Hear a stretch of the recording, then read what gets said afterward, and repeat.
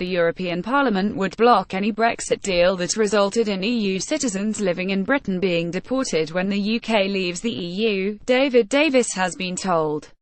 The Parliament's Brexit coordinator Guy Verhofstadt wrote to the UK's Brexit Secretary on Tuesday to warn that EU citizens in Britain should have exactly the same rights as they have today after the UK leaves. The body, which has a veto on the final Brexit deal, warned last week that the UK and EU were still far from a deal on EU citizens' rights.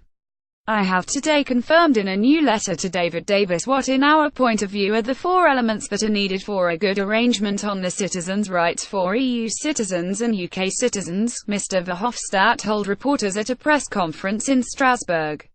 We cannot accept a system in which EU citizens who are currently residing in the UK or are mainly already permanently resident are at risk of being deported as a result of the process. That concerns, also, the more stringent criminality checks that are foreseen, more stringent than in EU law. Mr. Verhofstadt also reiterated the Parliament's red lines on EU citizens that they should be given the right to family reunification, that their remaining in the UK should be by way of declaration rather than application, and that the process should be cost-free for them. Guy Verhofstadt is the European Parliament's Brexit coordinator. The British government currently wants to charge EU citizens to apply for settled status after Brexit, and says this will cost no more than the price of a British passport. But Mr. Verhofstadt said this meant applications for larger families could run into the hundreds of pounds, which could become a problem for families with a low income. The rights of EU citizens is one of the three main separation issues yet to be agreed between Britain and the EU.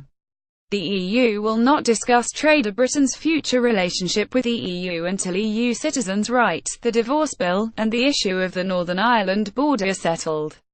The UK has around a week to make sufficient progress on the three key issues before it misses its next change to move to trade talks.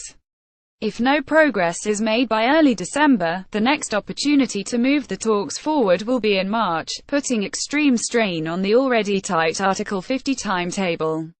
No extra rounds of face-to-face talks in Brussels have yet been scheduled before the December summit, though Theresa May is expected to visit the European Parliament for behind-closed-doors talks in the coming weeks.